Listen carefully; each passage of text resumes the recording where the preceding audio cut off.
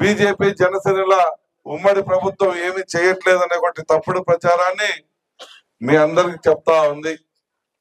గత ప్రభుత్వం అధికారంలో ఉన్నప్పుడు ఆ రోజు ఎలక్షన్ల ముందు మీకు 3000 పెన్షన్ చేస్తాను, నాకు ఓట్లు వేయమంటే అందరు కూడా ఓట్లు వేశారు. తర్వాత ఎలక్షన్లు అయిపోయిన తర్వాత నేను అలా అనలేదు, సంవత్సరానికి 250 రూపాయలకు పెంచుతా అన్నాడు.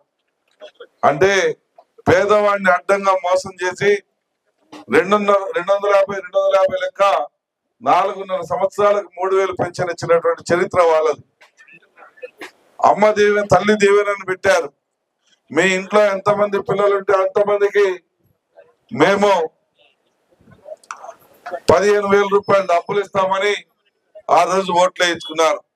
ఓట్లు అయిపోయిన వెంటనే అధికారం రాగానే దీన్ని కూడా తూచి మేము అలా అనలేదు అని చెప్పి ఇంట్లో ఒక్కలకు మాత్రమే 13,000 రూపాయల డబ్బులు అనేది ఆ రోజు నుంచి ఇవ్వడం జరిగింది.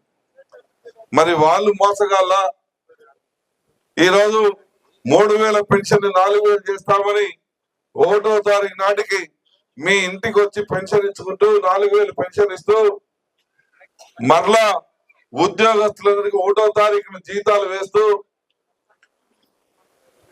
ఈ యొక్క రాష్ట్ర ప్రభుత్వం చేసినటువంటి, గత ప్రభుత్వంలో చేసినటువంటి అప్పులకు వడ్డీలు కడుతూ ఈరోజు రాష్ట్రాన్ని ఇచ్చిన మాట ప్రకారం నడిపిస్తా ఉంటే వాళ్ళు మమ్మల్ని ఏం చేయలేదంటా ఉన్నారు.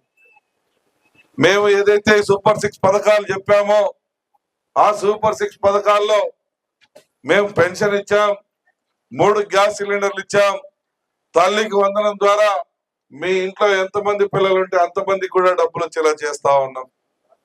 ఇదే కాకుండా వచ్చే నెలలో ఆర్టీసీ బస్సులలో ఉచిత ప్రయాణాన్ని కూడా మహిళలకు చేయబోతా ఉన్నాం. ఆగస్టు 15 నుంచి చేస్తామని మాట ఇచ్చాం, ఆ మాట ప్రకారం చేయబోతా ఉన్నాం. ఇదే కాకుండా రైతు సంక్షేమం కింద 20,000 ఇస్తా ఉన్నాం. ఆ 20,000 కూడా కేంద్ర ప్రభుత్వం ఎప్పుడైతే డబ్బులు వేస్తుందో వేసిన రోజే మిగిలిన డబ్బులు కూడా మనకి కలుపుకొని మొత్తం కూడా మీకు రైతు సంక్షేమానికి డబ్బులు కూడా త్వరలో వేయబోతా ఉన్నాం. ఒక్క నిరుద్యోగి కూడా ఉద్యోగం ఇప్పలేదు.